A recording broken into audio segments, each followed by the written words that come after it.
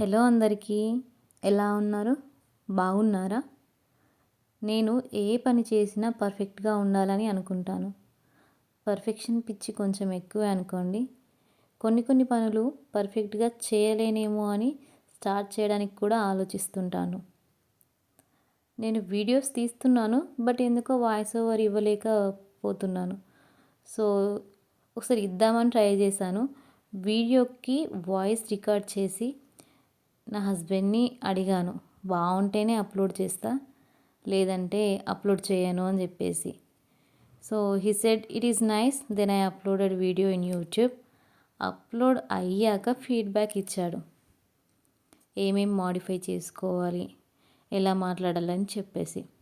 ముందే ఎందుకు చెప్పలేదు అని అడిగితే, ఏ పని అయినా కానీ స్టార్ట్ చేసేటప్పుడు పర్ఫెక్షన్ ఉండదు, చేస్తూ ఉంటేనే కొంచెం బెటర్ అవ్వుద్ది అని చెప్పేసి చెప్పాడు.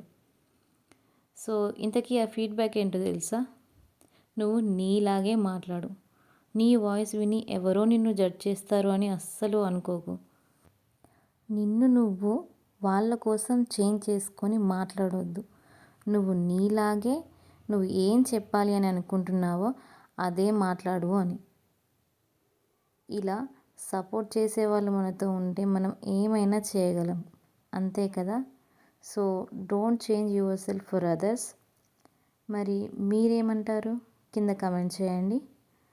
ఈ టొమాటో రైస్ నా హస్బెండ్ నా కోసం ప్రేమగా చేశారు. టేస్ట్ చాలా బాగుంది.